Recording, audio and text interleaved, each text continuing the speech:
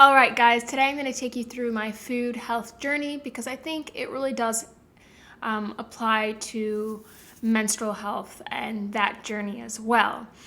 So it started off when I grew up. I was very lucky to have a stay-at-home mom, and she cooked all of our food at home, home cooked meals from scratch.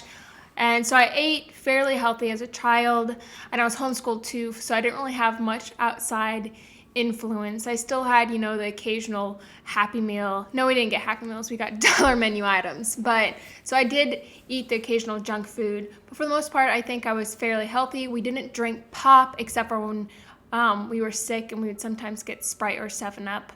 I don't know if that was more to settle our stomach or to just give us something sweet to make us feel good.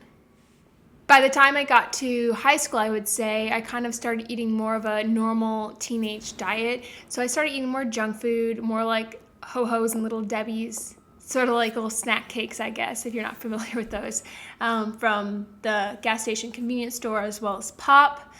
And I didn't really think anything of it. I was a teenager. That was what everyone at my school did, and I was a part of that. So then I went off to college, and while I don't even know if I could say I ate fairly healthy. I was still like a normal body weight. That's just me. I'm blessed with a very fast metabolism. And so I can put a lot of junk into my body. And at the time it didn't show on the outside, I suppose.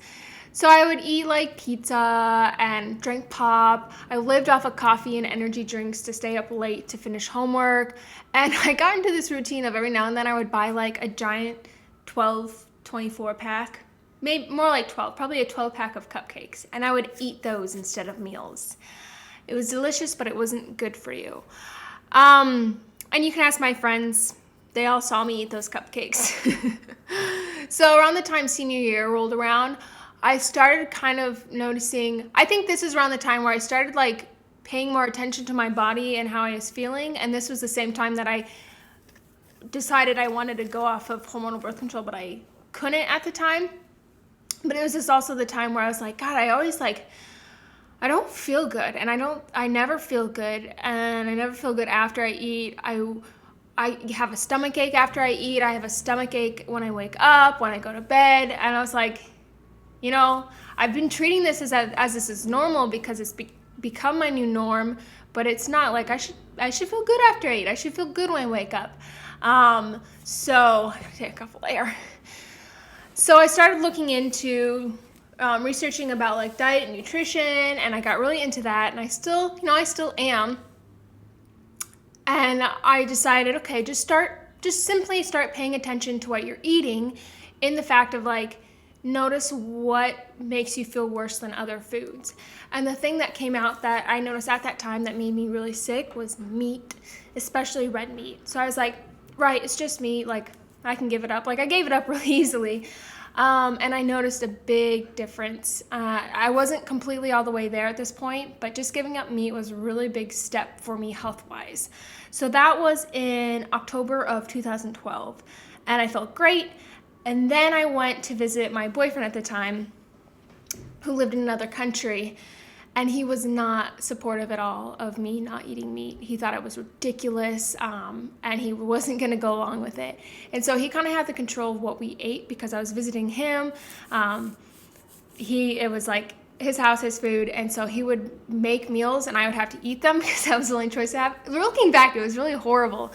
So I had to eat meat in that circumstance. I didn't. I could have starved myself, but at that point, I was just freshly vegetarian, and still kind of coming to terms with people's opposition of it, especially someone that I cared so much about at the time who was very opposed to it. So I ate meat over that Christmas break, and I felt awful, and I wasn't happy. It wasn't good.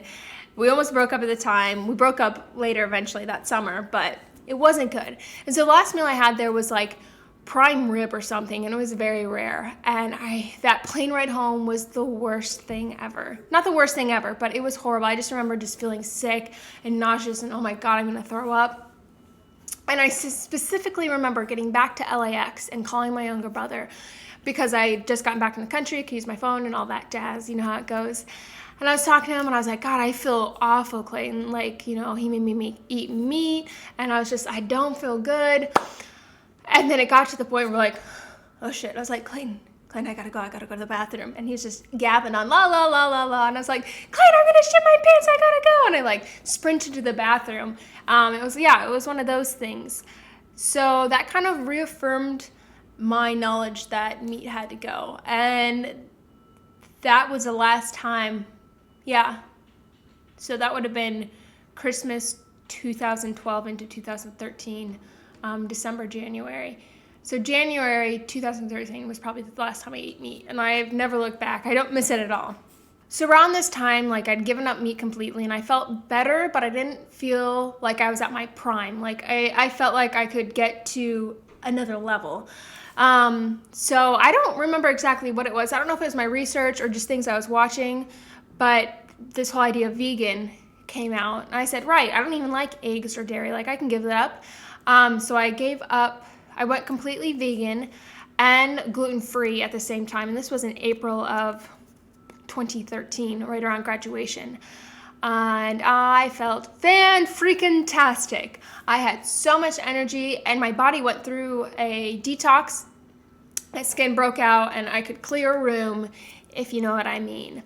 But I felt great. Like, I would get up at 5 a.m. to go do 6 a.m. yoga. I would go work 2 different jobs, like 16 hours a day. I'd go to bed at 11, get up at 5, and do it all again. But I had the energy to do it, and I felt great. I was eating at that time, so I was doing yoga every day. I had a big nutritious smoothie for breakfast. And then for lunch, I had a giant salad with kale. I lived at home at the time, so I had my mother's garden, my brother and my mother's garden, and it had kale, tomatoes, cucumber, peppers, all kinds of good stuff. So I put that in there.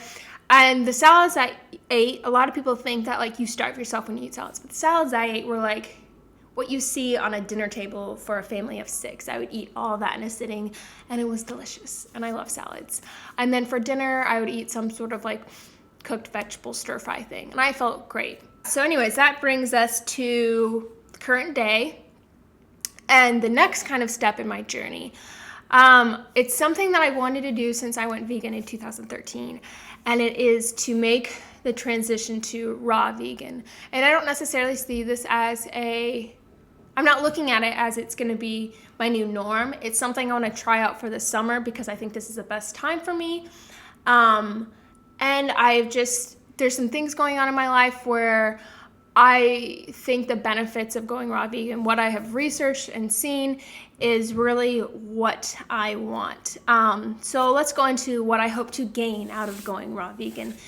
So I have fairly clear skin, but I still, you can't see it, but I have a couple zits around my forehead, and I'll get these really painful zits along my hairline. And I know it's probably from hairspray or hair products. I really don't use that much hair product, but I get these really painful zits on my neck. And everyone who is raw vegan, you can see their skin freaking glows, and I love that. And coming into summer, I really just want to be able to feel like I don't need to wear makeup. And I know I could not wear makeup now and be fine, but I want to not wear makeup and feel comfortable with it. And my skin's not quite where I want it to be. And I think the skin is just a mirror of what's going on inside your body. And so I know that there's something that's not quite on balance because I am having these flare-ups. And another thing is I'm not even going to try to show them. So on my legs, I have these I don't want to say they're red bumpy rashes because they're just more like red bumps, but they're I get ingrown hairs all over my legs, and I don't know what's up with that. I just try to ignore it, but that's kind of something I'm I could stand to get rid of those. Other things people talk about, they talk about so much energy they have. I want that. And they talk about this sense of mental clarity, and I'm all about that too. So I'm sign me up. This summer, I just feel like there's going to be a lot of personal and professional growth for me, and I want to set myself up to win and be in the best possible stance. And this is just something that I have put the time into researching. I wanted to do it since 2013, and that's just going to be the next step, I suppose, for me, and it feels right, and it's what I want to do. And I also want to continue my education to do nutrition because I think it is such a vital part of who we are, and it has so much to do with our menstrual cycles, and I want to be able to start including more nutritional help in my menstrual coaching to be able to give that to you guys. Anyways, I've started the transition already. I've started incorporating more raw foods, trying to kick out the cooked vegetables and fruits. You don't cook fruits, cooked vegetables. I really want to use it to help kick my sugar addiction, and I can say I have a sugar addiction. Coffee, I've already stopped drinking coffee, but I want to not get that 2 p.m. slump that I get, and to kick bread. I love bread.